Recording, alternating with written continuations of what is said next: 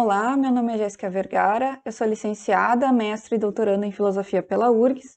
A minha dissertação de mestrado foi contemplada com o Prêmio Ampof 2020 e a convite da Rede Brasileira de Mulheres Filósofas eu vou falar um pouquinho desse meu trabalho para vocês. Só antes de começar, eu queria fazer alguns agradecimentos. Primeiro ao CNPq, que financiou minha pesquisa de mestrado, ao Departamento de Filosofia da URGS, em especial ao meu orientador, o professor Eros Carvalho, que apostaram no meu projeto e me ajudaram a desenvolver ele, a Ampof, que promoveu o prêmio mesmo com todas as dificuldades que ocorreram em 2020. E, por fim, a Rede Brasileira de Mulheres Filósofas, por todo o trabalho que elas vêm desenvolvendo na promoção da produção filosófica feita sobre e por mulheres no Brasil.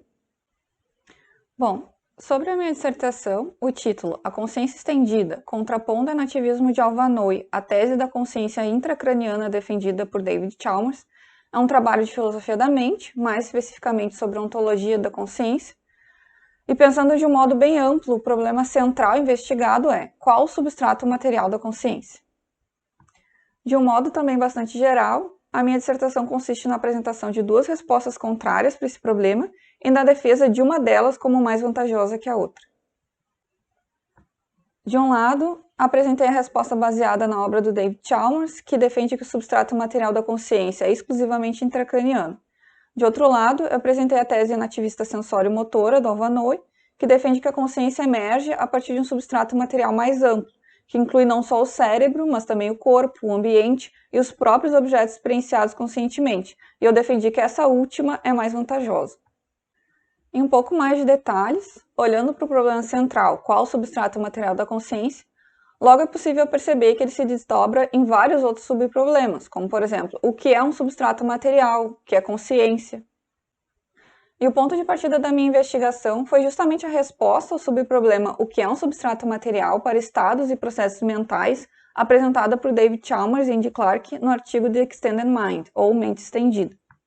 Nesse artigo, os autores argumentam a favor do que depois ficou conhecido como o princípio da paridade, ou se uma parte do mundo funciona como um processo ou estado que, se estivesse dentro da cabeça, não hesitaríamos em reconhecer como substrato material, sem o qual um estado ou processo mental não ocorreria, então essa parte do mundo integra o sistema cognitivo, sendo parte da maquinaria da mente.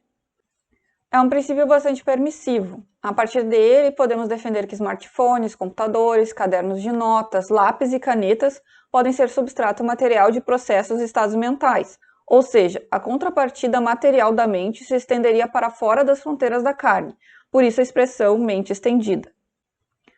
No entanto, curiosamente, pelo menos para mim, apesar de cunharem um princípio tão permissivo, Clark e Chalmers defenderam reiteradamente que estados e processos conscientes não são estendidos, ou seja, quando falamos da parte consciente da mente, essa tem como substrato material apenas elementos intracranianos.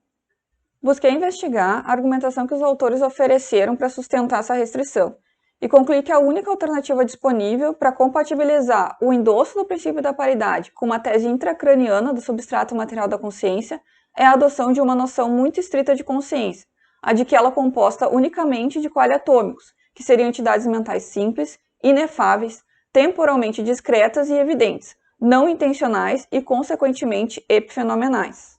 Com essa constatação, eu fechei o segundo capítulo da minha dissertação, A Mente Estendida, de Clark e Chalmers. No terceiro capítulo, que eu chamei As Duas Consciências de Chalmers, eu busquei defender que, de fato, essa concepção estrita de consciência é a adotada por Chalmers ao longo de sua obra. Embora possamos reconhecer que Chalmers admite que existem dois fenômenos mentais distintos aos quais damos o nome de consciência, a consciência psicológica e a consciência fenomenal, o autor acaba por defender que só fenomenal é de fato o que queremos nos referir com o termo consciência, pelo menos enquanto sinônimo de experiência, e é essa cujo substrato material é intracraniano. A consciência fenomenal para o Chalmers é a qualidade sentida da vermelhidão, a experiência de escuridão e de luz, a qualidade de profundidade no campo visual, o som de um clarinete, o cheiro de naftalina, as dores. Para exemplificar melhor do que ele está falando e ao mesmo tempo argumentar pela plausibilidade fenomenológica da distinção entre o aspecto fenomenal e o psicológico da consciência, o Chalmers vai oferecer 5 argumentos. O argumento do espectro invertido, o argumento da possibilidade lógica do zumbi fenomenal, o argumento da simetria epistêmica, o argumento do conhecimento e o argumento da ausência de análise. Com eles, Chalmers pretende ter extraído como consequência que a consciência fenomenal escapa das explicações fisicistas materialistas, sendo difícil explicar como e por que a consciência fenomenal surge a partir de um processo natural. Dificuldade essa que Chalmers denominou o problema difícil da consciência, e é resolvida pelo autor com a proposição de seu dualismo naturalista. Argumentei que, além do problema difícil da consciência, essa concepção de Chalmers acaba tendo por consequência a epifenomenalidade dos estados e processos da consciência fenomenal. Como resultado dessa investigação, portanto, reiterei que uma concepção de consciência estrita o suficiente para ter como substrato material apenas elementos intracranianos seria também indissociavelmente ligada a problemas como a epifenomenalidade e o problema difícil da consciência. Feita a apresentação, foi necessário avaliar se essa concepção estrita de consciência é plausível. A partir daí, escolhi focar minha pesquisa em um tipo de experiência consciente, a experiência perceptual consciente, por dois motivos principais. Primeiramente, é a experiência perceptual que é geralmente utilizada como exemplo nos argumentos que envolvem o caráter fenomenal da consciência. Segundo, as experiências perceptuais parecem ser o que há de mais individual, de mais interno ao sujeito. Isso as torna o tipo de experiência que oferece a maior resistência à tese da consciência estendida.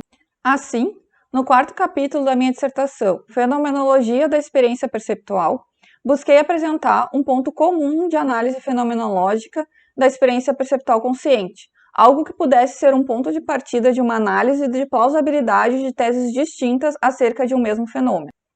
Expliquei que, do ponto de vista fenomenológico, a percepção nos revela, de um lado, as propriedades constantes dos objetos, por exemplo, formatos e tamanhos reais, e de outro, as propriedades aparentes, por exemplo, formatos e tamanhos relativos à nossa perspectiva. Teorias que defendem a existência de qualia atômicos, como a de Chalmers, reduzem as propriedades percebidas na dimensão das aparências a meras qualidades sensórias não intencionais, enquanto que o conteúdo perceptual intencional de fato é apenas os aspectos constantes. Com isso, busquei explicar os argumentos, as vantagens, mas também as dificuldades e os limites da tese internista de Chalmers. No capítulo 5, A Experiência Perceptual segundo o Enativismo de Alvanoi, apresentei a teoria alternativa acerca da consciência com foco na experiência perceptual, a defendida por Alvanoi ao longo da sua obra. De um modo bastante geral, Noi defende que o conteúdo da experiência perceptual depende constitutivamente da exploração ativa do ambiente pelo perceptor. Habilidades e entendimentos sensório-motores são condições de possibilidade dessa exploração. O suposto caráter intrínseco da experiência, os qualia atômicos, mesmo que existam, não determinam inteiramente a experiência. As propriedades constantes são, para Noi, um perfil de covariação sensório-motoras. As aparentes são um modo particular que este perfil se parece da posição perspectiva ocupada pelo perceptor, e não qualia atômicos. O conteúdo perceptual constante é determinado pelo aparente, e o conteúdo perceptual aparente é determinado pelo constante, sendo ambos revelados ao mesmo tempo perceptualmente na experiência perceptual consciente. Noi pretende demonstrar também que em nenhuma dessas dimensões o conteúdo é dado inteiramente ao mesmo tempo, do que se segue que a experiência perceptual é um fenômeno temporalmente extenso e que não entrega em momento algum uma imagem ou descrição do objeto, a qual podemos inspecionar mentalmente. Como elemento fixo na experiência perceptual, capaz de dar unidade e objetividade a ela, Noi propõe que seja colocado não representações internas, mas o próprio objeto experienciado. Resumidamente, como resultado da apresentação nativista, busquei ter demonstrado que tal teoria é capaz de sustentar que o corpo, os objetos e o ambiente de maneira mais geral desempenham um papel de substrato material ineliminável para a emergência da experiência, sendo a consciência, portanto, estendida. No capítulo 6, Os problemas da consciência de Chalmers e o enativismo de Noi, busquei investigar se o enativismo é capaz de lidar com as principais intuições que dão plausibilidade aos argumentos a favor da tese das duas consciências de Chalmers e dos qualia atômicos, a saber, a possibilidade de espectro invertido, a incapacidade de se conhecer o caráter intrínseco da experiência a partir do comportamento do indivíduo, a incapacidade de se reduzir o caráter intrínseco da experiência a uma descrição puramente funcional mecanicista e assim por diante. Pretendi demonstrar que o nativismo sensório-motor é capaz de acomodar tais intuições, sem, contudo, derivar delas a epifenomenalidade da experiência. No capítulo 7, reiterei e resumi minhas teses. O enativismo, por um lado, apresenta uma explicação fenomenologicamente mais apta da experiência perceptual, uma vez que é capaz de reconhecer intuições fenomenologicamente coercitivas acerca da experiência, como a bidimensionalidade da percepção, as intuições de diversos experimentos de pensamento e o papel da experiência como determinante para o comportamento. Por outro lado, o enativismo explica tudo isso sem se comprometer com teses onerosas acerca da experiência, como a tese de sua epifenomenalidade, de sua inexplicabilidade em termos naturais, ou mesmo de sua incapacidade de análise funcional. Enfim, se alguém se interessou pelo assunto e quer ver em mais detalhes como eu desenvolvo minha argumentação, pode conferir minha dissertação que está disponível no site do Lume e da URGS e o link vai estar na descrição do vídeo.